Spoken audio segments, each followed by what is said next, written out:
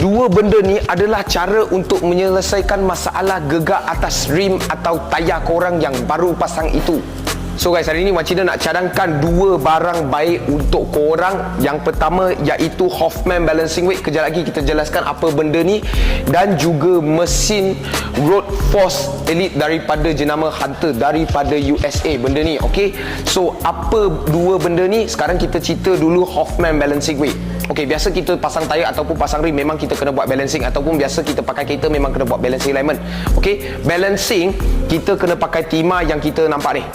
Nampak timah ni? Okey, ini yang biasa kita pakai.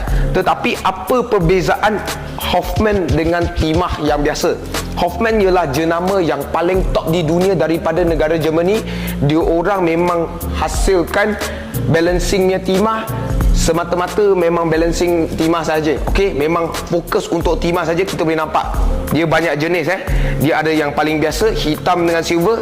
Dia ada yang warna-warni, chrome, dan juga yang original daripada kilang sendiri. Okey, kita tengok yang pertama dulu. Yang pertama hitam dengan silver ni, kenapa, apa beza dia dengan timah biasa?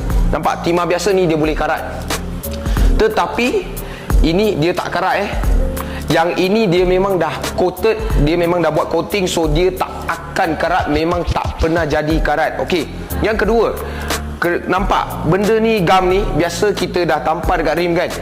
Biasa orang ceduk-ceduk memang rim tu calar lah, sebab kita pakai benda roti canai tu kan, kita ceduk-ceduk memang dia calar lah. Tapi benda ni dia pakai gam yang lain, nampak? Dia pakai gam daripada Hoffman. Okey, gam ini kalau kita tarik je memang dia akan tanggal. Okey, benda ni memang kualiti yang sangat bagus. So, kenapa kita nak bagi tahu hari ni? Kita nak bagi tahu lah, boleh selesaikan masalah korang yang menghadapi yang macam tadi Wan Cina cakap, dan juga kena tambah wang sikit lah untuk benda ni. Okey, so yang kedua pula, kita ada mesin balancing. Kita ada dekat luar tapi kita tunjuklah benda ni dulu.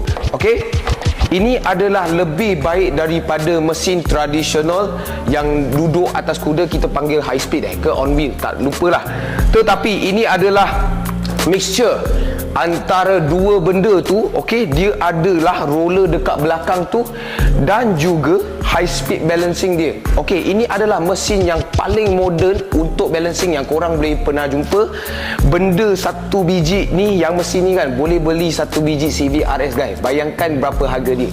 Okey, dua benda ni boleh selesaikan masalah gegar korang masa bawa laju. Okey, so itu saja untuk video ni. Kalau korang suka video ni, tolong like, share dan komen kat bawah apa yang korang nak tengok seterusnya. Macam biasa, cari Wan Cina. Thank you guys.